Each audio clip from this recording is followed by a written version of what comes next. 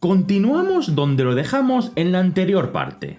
Tras recuperar el cristal de Troya, Cecil y compañía acudieron al encuentro con Golbez. Tras una dura confrontación, consiguieron rescatar a Rosa y liberar a Kain de su control mental. Ahora tienen que buscar el inframundo, para impedir que Golbez se haga con los cristales oscuros que residen allí. Veamos cómo les va.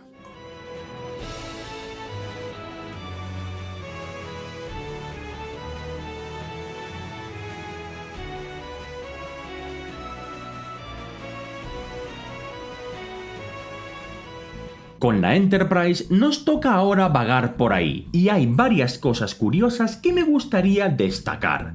En primer lugar, al suroeste hay un continente que todavía no hemos visitado, el continente de Eblan, donde hay una misteriosa torre que sale de un boquete en el suelo y esta estructura cobrará muchísima importancia dentro de un rato. También encontramos un castillo donde debería haber gente, pero está completamente vacío y ya veremos por qué. ¿Sabéis lo mejor de todo? Esa torre que vemos ahí conecta directamente con el inframundo de Marras, así que en teoría deberíamos poder bajar por ese agujero, pero no podemos, porque sería todo demasiado fácil. También nos encontramos con un pueblecillo en una isla random llamado Mitrilo, y creo que es la cosa más rara que he visto en mucho tiempo. Está lleno de gente que o bien está miniaturizada, o bien están convertidos en ranas, o bien son cerditos. ¿Son gente normal que ha caído presa de estos hechizos? ¿O son así de serie? ¿Y por qué el pueblo entero es de tamaño normal, tanto casas como mobiliario, si ellos son pequeñitos? Lo digo en serio, ¿caben dentro de una tinaja de esas? Por lo menos aquí no hay chicas haciendo bailes obscenos, aunque sí hay un grupo de estos seres que hacen el baile de la vergüenza ajena para nosotros.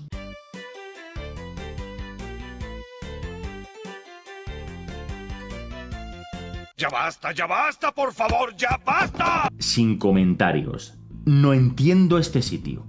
Tarde o temprano llegamos al pueblo de Agard, situado en una isla remota donde otro guía turístico nos da la bienvenida al entrar.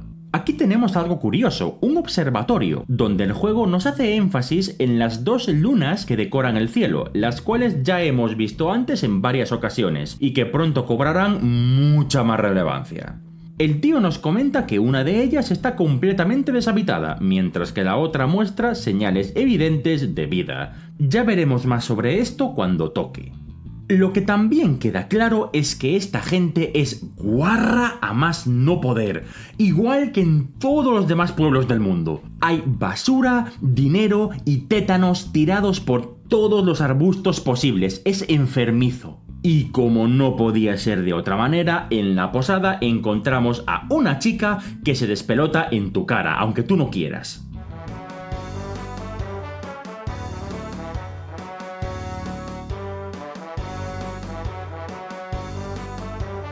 ¡Ya basta! Al menos en este sitio encontramos algo de utilidad. Los lugareños nos hablan sobre una antigua descendencia enana y sobre un camino que volverá a abrirse cuando la Piedra del Sol sea devuelta a su lugar. Si nos acercamos a un pozo localizado en mitad del pueblo, la piedra de magma que nos dio Kain comienza a brillar y a calentarse. Cid la coge, se quema las manos y al muy inútil se le cae al interior del pozo.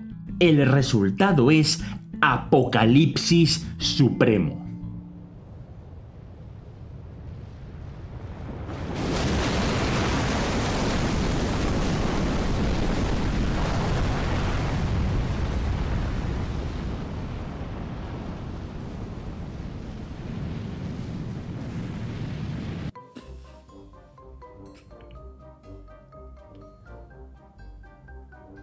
¿Hace falta que diga algo aquí? No sé, quizá haya algunas preguntas que merezca la pena plantear aquí, ¿no? ¿Cómo siguen vivos? ¿Cómo sigue el pueblo entero? ¿Cómo es que ese agujero al infierno no ha succionado todo a su alrededor hacia las profundidades? Es de risa. Y no me hace gracia. ¿Y sabéis qué es aún más gracioso? El hecho de que a esta gente se la pela durísimo lo que acaba de pasar. Nadie menciona lo ocurrido ni reacciona lo más mínimo. Acaba de haber unos temblores que ha debido de parecer eso, que se acaba el mundo, pero como si nada. Se la suda por completo. Estará travieso el clima últimamente. Hace un poquito de calor. Descendemos por el agujero con la Enterprise y el festival del surrealismo no para, pues vemos que se trata de una caverna enorme, inmensa. Mira, no voy ni a cuestionar por qué rayos no se viene abajo este sitio, tío. El tema es que nada más bajar vemos a las alas rojas de Baronia combatiendo contra unos tanques. ¿Y qué hacen nuestros protagonistas? Efectivamente, volar directamente a través del fuego cruzado. En primer lugar, ¿cómo han llegado aquí las alas rojas? Si acabamos de abrir nosotros la única vía de entrada. Yo no he podido entrar por ningún otro sitio. Y en segundo lugar... bueno, miradlo. Simplemente miradlo. Soy subnormal. ¡Oh, que Dios te bendiga! Cid deja el volante. Y les derriban, pues normal, por gilipollas. En fin, tenemos que continuar a pie, y vemos que estamos junto a un castillo, el castillo de los enanos. Aún no he entrado por la puerta y ya tengo preguntas. A ver, eso... son árboles, ¿no? Que yo sepa, las plantas viven gracias a la fotosíntesis. Necesitan luz solar. ¿Veis dónde está el problema, no? Y esto es raro, pero es que la gente que habita el lugar es más rara aún. No parecen extrañarse de ver humanos, y de hecho, hasta conocen a Golbez.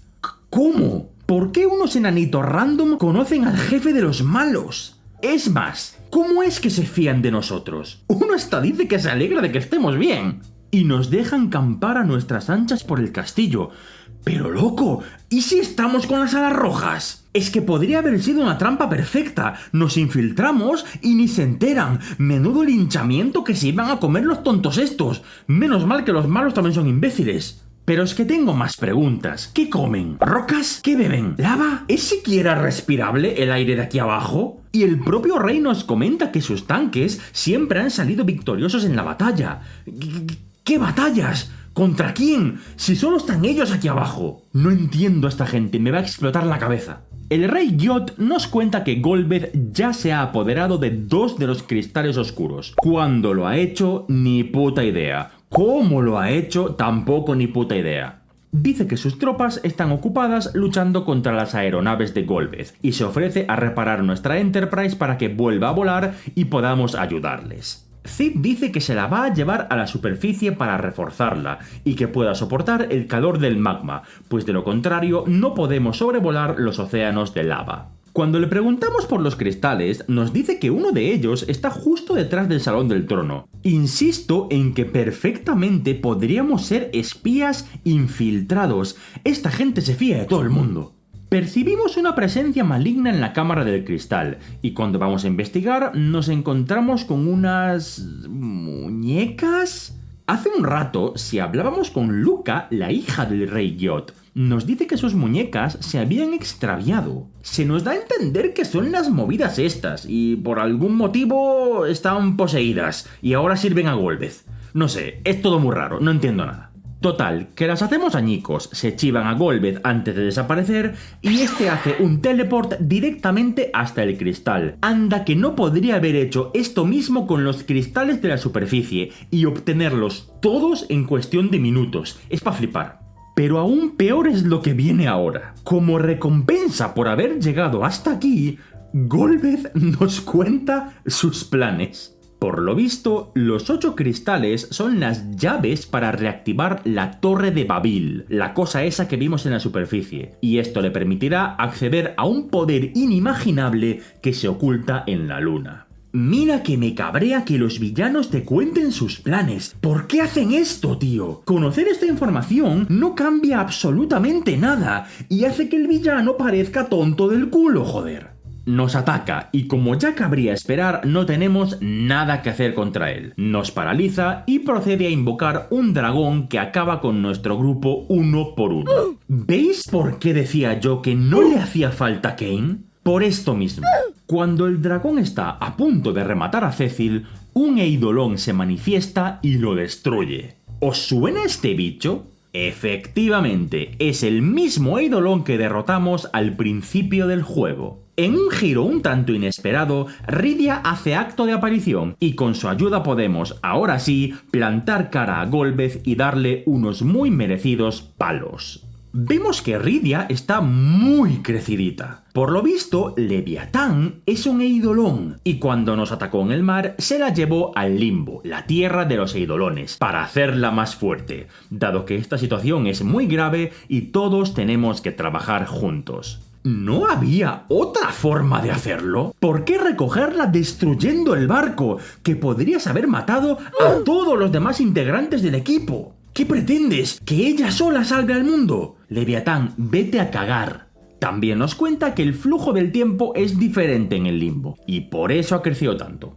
Todo esto está muy bien, y me alegro de tenerla de vuelta. Rydia es de los pocos personajes con cabeza en todo el juego, pero hoy la cabeza se la ha dejado en el Limbo. Ella y todos.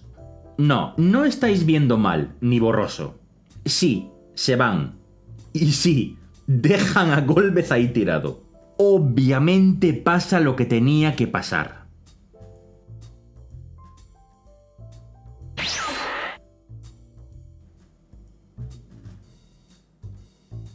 ¿Cómo quieren que me tome este juego en serio? Es que no puedo. No me lo puedo tomar en serio. No puedo. Comunicamos nuestro absurdo fracaso al rey Gyot, y este dice que no pasa nada, que no podíamos haber hecho nada más por evitarlo. Señor, cállese. Usted no ha visto lo que nosotros hemos visto. Nos dice que nos olvidemos del último cristal, pues está en un lugar sellado y Golbez no podrá llegar hasta allí. Sugiere que aprovechemos que no está en su base, aunque no me queda claro cómo sabe que no está, y que nos infiltremos para recuperar los otros 7 cristales que ha robado, echando así por tierra sus planes. Nuestro grupo está de acuerdo y para allá que vamos. A ver, el plan no es del todo descabellado. Proteger los cristales ha fallado 7 veces seguidas. No está de más que prueben algo diferente, lo apruebo. Me hacen mucha gracia los enanos estos, porque pasan de todo, es que les da igual. Hay uno aquí que ha escuchado toda la conversación, pero él está a su rollo, diciendo que el mundo subterráneo es un lugar maravilloso y que nos podemos quedar a vivir si queremos. Señor, váyase a dormir, por favor. La base de Golbez es la Torre de Babil, cuya entrada por tierra está en la zona norte del inframundo. Por lo visto está protegida por cañones, pero los tanques de los enanos nos proporcionan fuego de cobertura para llamar su atención y que podamos infiltrarnos. Bien pensado. Lo que ya no está tan bien pensado es que haya una puerta. Es que a ver, sus fuerzas principales se mueven por aire y el propio Golbez puede teletransportarse a donde le venga en gana. ¿Por qué está eso abierto? ¡Pero cerrad la puerta, idiotas! Nos colamos sin ningún problema, y mientras exploramos el lugar, me he fijado en un detalle curioso. Tenemos varios objetos que nos permiten usar las distintas magias del juego, aunque el personaje en sí no pueda usar esa magia de serie. Entre ellos tenemos el aire antártico y el aire ártico. El antártico equivale a hielo, mientras que el ártico equivale a hielo plus, que es más fuerte. ¿No debería ser al revés? Ártico se refiere, digo yo, al polo ártico, el polo norte, mientras que Antártico suena a Antártida, que está en el polo sur. El polo sur es más frío que el norte, con lo que sería más lógico que el aire antártico fuese más potente. Ya sé que es una tontería, pero es que a estas alturas yo ya veo tanta mierda que no les perdono ni una. Otra cosa que tampoco tiene lógica alguna son los monstruos que nos encontramos en la torre. El lugar tiene una tecnología del copón, parece una nave espacial por dentro, y sin embargo vemos que algunos de los soldados que la vigilan llevan escuditos y espaditas. ¿No había armas mejores que darles, tío? Como sea, llegamos a los pisos superiores de la torre y vemos una conversación entre un viejito raro y Rubicante, el último de los archidiablos elementales. Nos enteramos de que este tío es el responsable de que Eblan esté deshabitado, y vemos que se va, no sabemos a dónde, dejando la torre a cargo del señor este. Nos encaramos con el fulano, de nombre Lugey, y rápidamente vemos que es un lunático. Está todo contento porque ahora no están ni Golbez ni Rubicante y tiene toda la torre para él solito. ¿Qué tiene? ¿10 años? nos ataca, y vemos que es una referencia muy obvia y también muy ridícula a Frankenstein. El tío se pasa toda la pelea haciendo el imbécil con el muñeco ortopédico este, llevándose leches él mismo, luego montándolo y manejándolo con palanquitas, y finalmente transformándose él en un robot que molemos a palos. Antes de morir, Lugey revela que Rubicante ha subido los cristales a lo alto de la torre, a un lugar que no podemos alcanzar desde aquí abajo, y que los cañones del inframundo están a punto de matar a todas las tropas enanas. Se le cae una llave, que podemos usar para abrir una puerta que hemos visto mientras subíamos, y acceder a los cañones. Y no os lo perdáis, tienen a goblins manejándolos. Y por supuesto, llevan hachas. En una estructura que parece sacada de Star Wars. Las tropas llevan hachas. Todo correcto por aquí. Y yo aquí me pregunto, hemos bajado a toda leche, una crisis que te cagas, porque tenemos que salvar a los enanos antes de que los cañones de la torre los aniquilen. Pero, ¿qué hacen ahí? O sea, se supone que los habían puesto ahí para cubrirnos mientras entrábamos a la torre. ¡Ya estamos dentro! ¡Que se vayan de ahí! ¿Qué hacen ahí? ¿Morir a lo tonto? Pues así es. Dado que los goblins consiguen hacer que los cañones se vuelvan májaras y ahora no se pueden apagar. It's too dangerous. I will take care of things in here. The rest of you, get out. Are you mad? It's too late, Young. Forgive me.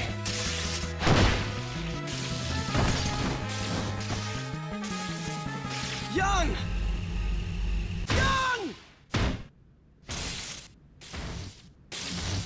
If you should see my wife again, tell her to live enough for us both. Don't be a fool. Open the door. Young! Please, Young! Don't throw your life away! Young! It has been an honor fighting with all of you. Open the door, Young! Young!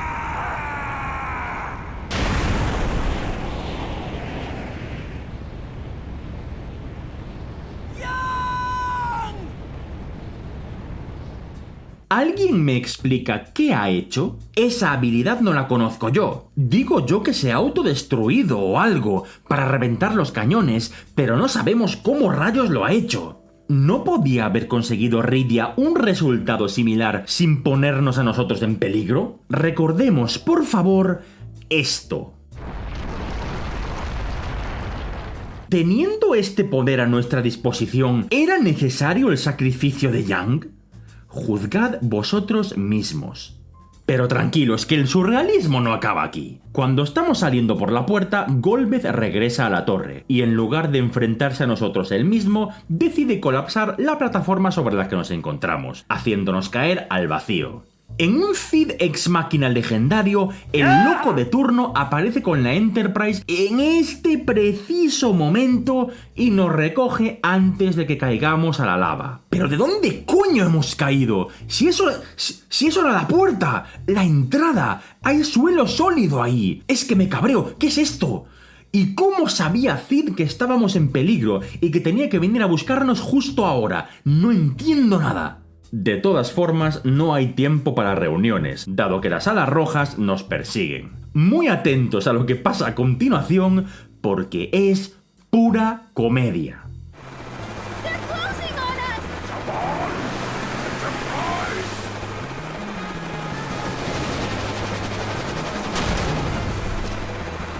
The engines can't take this! Cecil! Take over! Sid! What are you doing? Once you reach the surface, I'll seal off that hole for good! With this! No, not you too! I was hoping I'd get to see your kid someday. But well, someone's gotta keep Young company. You get yourselves back to battle. Talk to my boys then. But Sid! You'll die! And so young, too!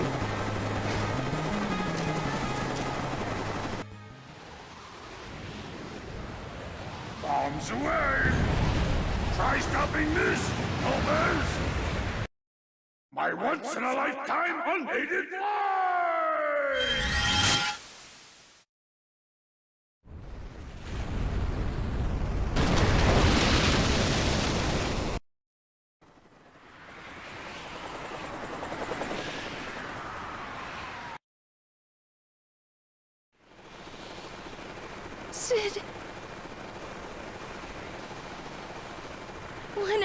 another.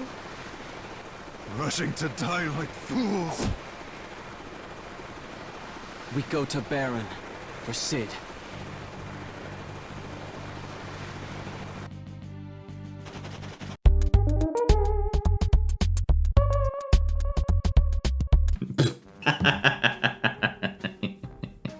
Me supera. Esto puede conmigo. Me siento derrotado. Mirad, a nivel de espectáculo, la escena está muy chula. Eso no os lo voy a negar. Pero... A ver, lo primero es lo primero. ¿Qué coño era esa bomba, tío? ¿Pero qué es eso? ¿Una bomba atómica? ¿No era más fácil usar esa mierda contra Golbez? Le echas eso en la Torre de Babil y a tomar por culo la torre, a tomar por culo sus planes, a tomar por culo él, a tomar por culo todo. ¿Qué? Y una vez más, ¿era realmente necesario el sacrificio de Cid? Es que aquí la gente muere porque sí, porque hace falta drama. Y ya veremos luego que todo esto carece del más absoluto sentido, no lleva a ningún sitio. Pero es que además de carecer de sentido, es que era perfectamente evitable. ¿No podías simplemente haber activado la bomba y echarla por la borda? ¿Échala? Le das al botón, ¿sabes? O sea, le das al botón y la echas, tío. Abres la mano y se cae. No te tienes que tirar tú con ella. Además, ¿qué ha pasado aquí realmente? ¿Cómo es que la bomba explota y regenera las montañas? Debería de haberse ensanchado el agujero, no cerrarse. Mira, lo vamos a dejar aquí. Esto es demasiado para mi alma. Dentro de unos días tendréis la siguiente parte, donde analizaremos el segundo intento con la Torre de Babil y las consecuencias que ello tiene. Gracias por escuchar, machacad el botón de like y de subscribe, y hasta la próxima.